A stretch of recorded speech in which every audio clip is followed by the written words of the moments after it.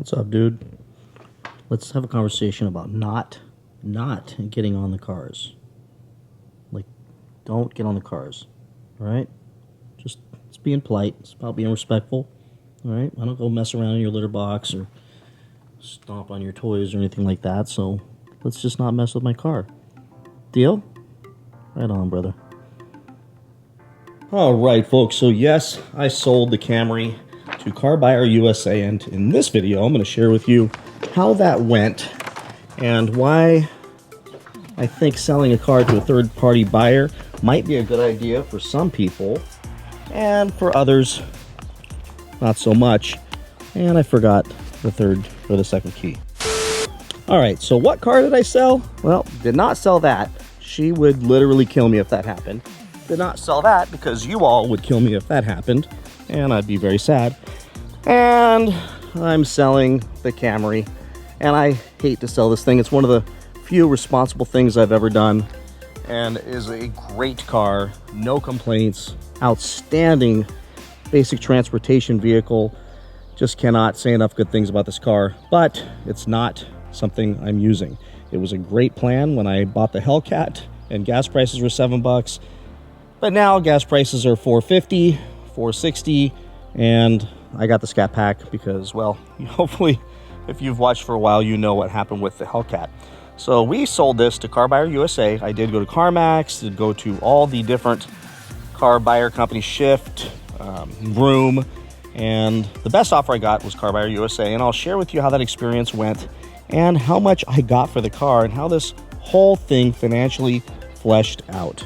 For now, let's go drop it off. All right, we're dropping this thing off at Mannheim. And the instructions said, look for the receiving gate.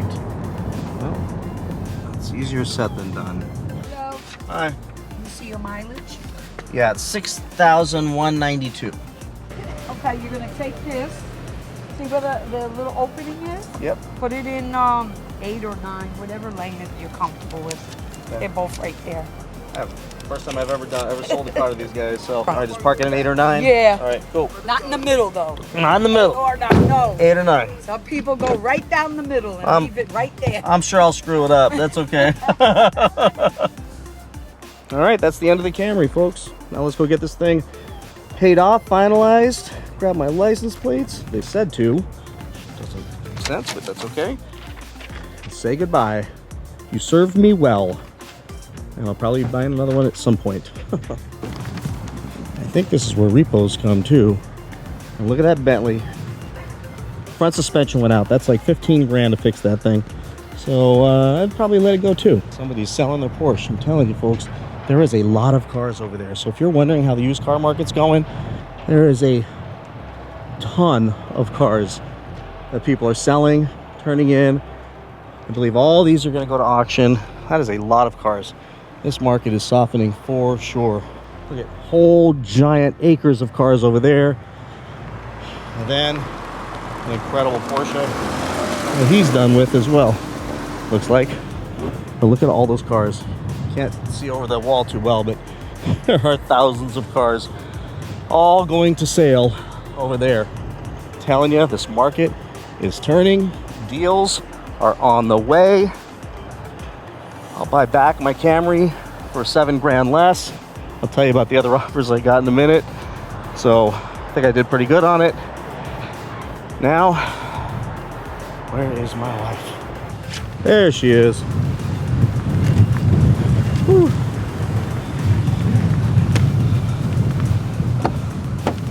You want to go say goodbye to the Camry? Oh, look at this. Look at this guy. Do you want to go get on another one of my cars? Sheesh. As I was driving here, It's so windy. winding the roads, all I thought was the amount of bullshit that I have had to go through with you when it comes to cars is absolute nonsense. And then it's like when I don't want to like go and sit there with you or whatever, it's like absolute shock. Like, why wouldn't I do that for you? Like, what kind of wife am I? And then I'm like, the wife that has sat with you for hours upon hours upon hours to get. Right?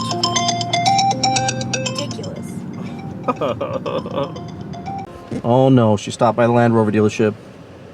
No, no, no. We're not doing it. Run. Run. Run. She wants that bigger one. Look at that thing. It's enormous. No. No. No. No. Say no. No. Here, and it was the most expensive one. She's got a 400 FICO score. She can't afford anything. No, Stop. mine's She'll have to better. pay Mine's cash. He's even saying no. These wheels though, with that like matte. This is the V8, so the It's 8. really satin. It's called satin finish. Wow, how much is the V8? A little over 100. Problem is you can't get a third row. You can't. Huh? That thing seats 8 people. It's like a 110, but it's 2 feet longer, and Wow. it has 8 seats. How much is that one? That one's like around $100 as well. It's 99 before markup. I know, right? Oh, markups though, huh? Yeah, 10. well, that'll go away. gonna Oh, be the that market's or- got to slow down. Look, 6 months ago you didn't have anything here. You know, so this is cool to see this back. We came here a few times, there was nothing. We have a few months that we didn't have barely anything. But Yeah. we have, even though we look like we have a lot of stuff, Yeah. right now we have like 3 Range Rovers used. And Yeah. we paid well over sticker just for to have them. Yeah. No, people Wow. love these things, man. Even though the headlights are $4,000, we love I've them. had both headlamps go out and have to be Really? replaced. That thing's badass. Seats 8. 8. It's massive. I need that. Where does everybody go? The seat's what, 6? 7. 7? But it's a super small back seat, so that's 2 feet longer and it's wider. Like, look at how long. Yep, it's huge. So you have room for things and the 8 seats. I need that. I love it. And look at I like the black, look the blacked out wheels. Yeah, watch out for the big truck. And look at the lights are blacked out. And I don't mind that tire cover on that one. I need that. I'm gonna get that. Okay. That sucks. Check out that Viper.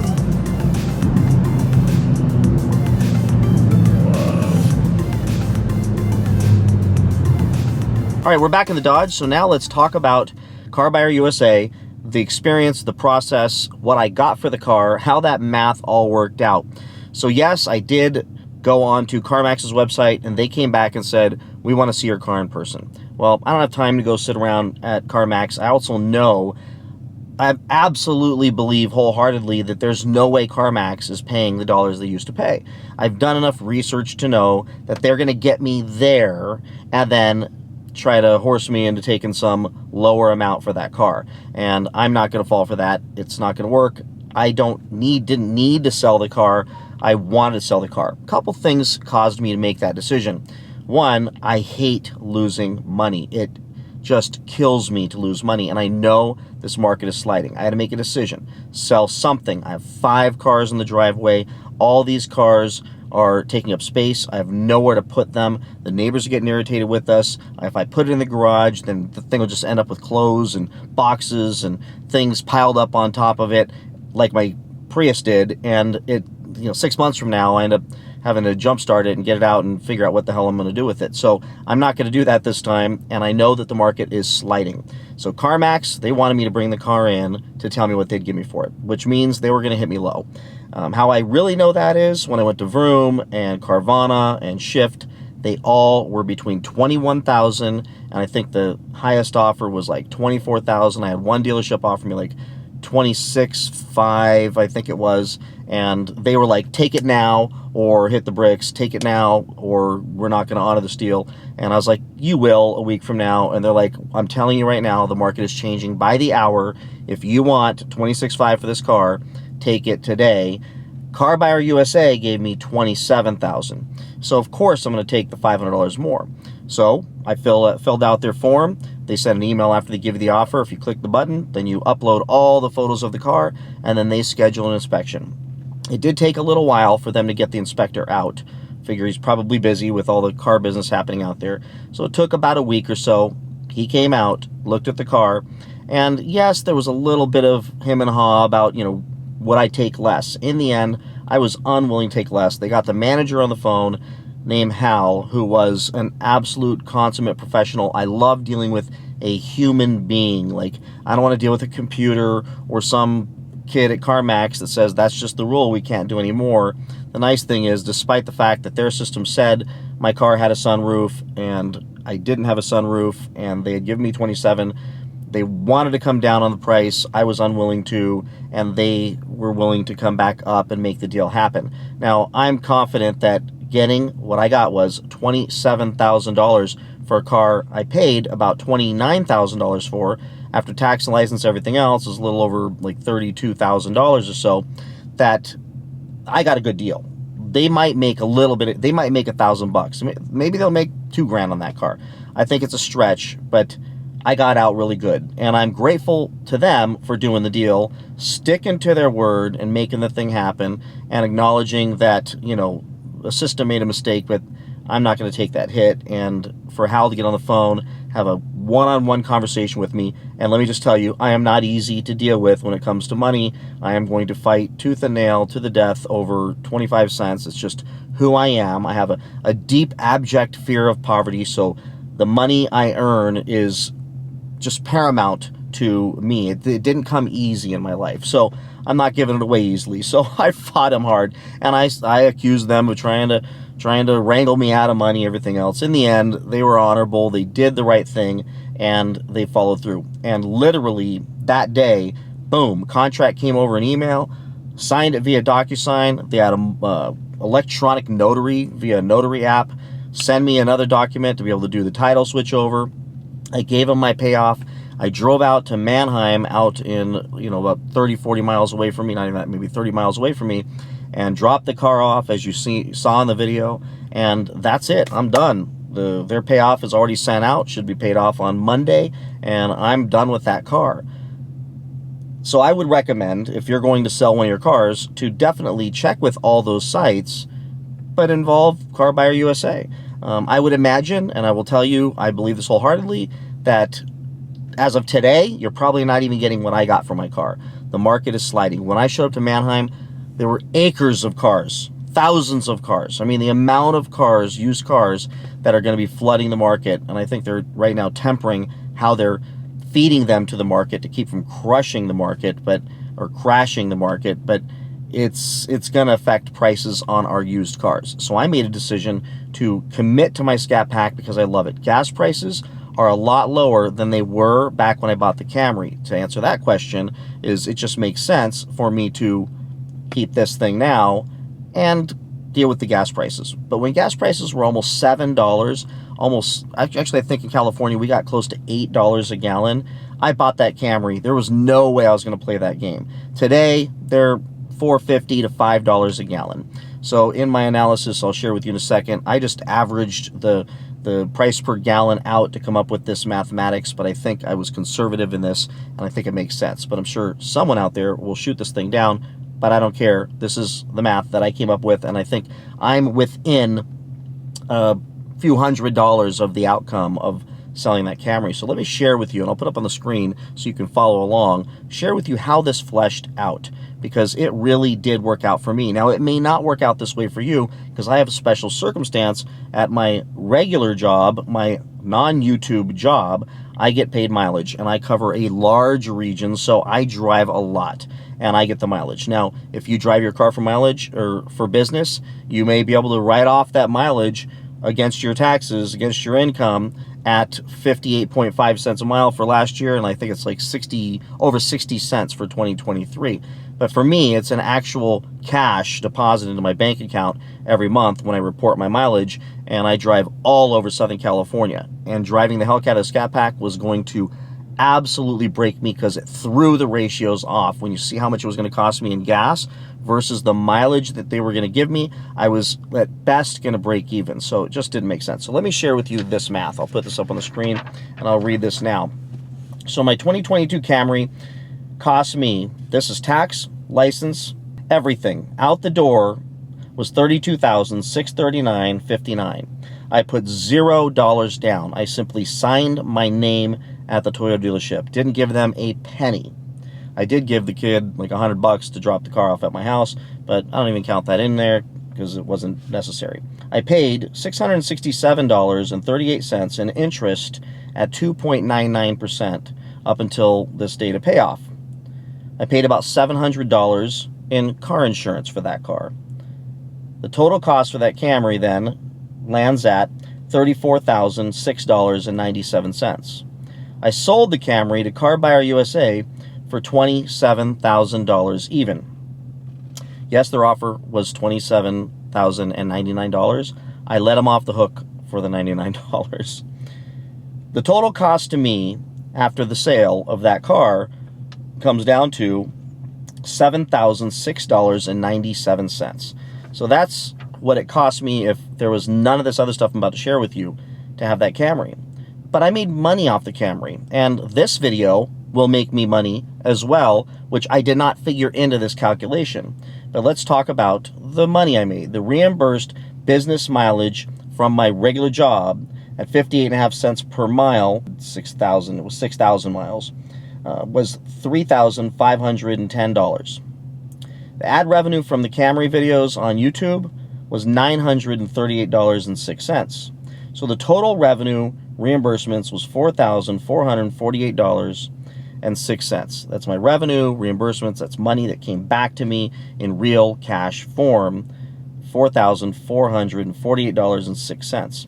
But now let's talk about the gas price difference. How does that flesh out? How much better was that Camry versus driving one of my Hemi cars? Of course, I had the Hellcat for a month or two before I had to send that thing sadly back, but then I had the Scat Pack, and these things are not the greatest on gas. But I'm getting better at keeping my foot off the pedal, but nonetheless, you know, I'm getting a couple hundred miles out of the gas tank, no matter how I cut it. It's too fun to drive. So, here's what I did. I averaged gas prices over the last 7 to 8 months at about $6 for premium, even though it was much higher, but of course it came down now. It's probably, this is a low estimate. It was $6 for premium, because that's what I have to put in the Hemi car, and $5 for regular in the Camry. I can put the cheap stuff in the Camry. So the Dodge gas tank is 18.5 gallons times $6 per gallon is $111 per fill-up. And of course, while gas prices were high, that meant I have to put 2 cards in the machine because they only let you charge like $100.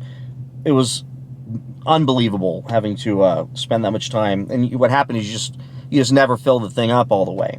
So $111 per fill-up on $111 per fill-up, averaging about 200 miles per tank. 6,000 miles equals 30 fill-ups at a total of $3,330 to fill up this car in the last 8 months.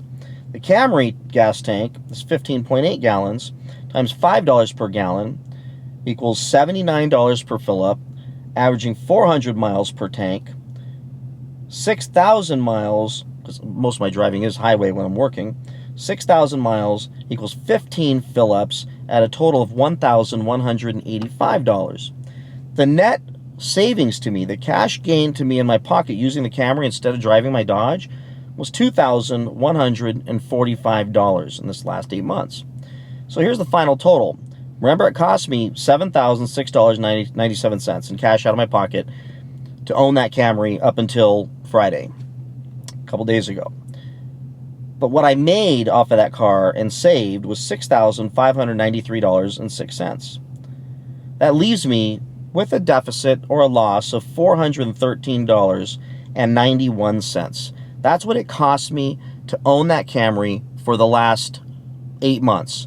Imagine getting to buy a brand new car, drive it for 8 months, and only spending $413.91.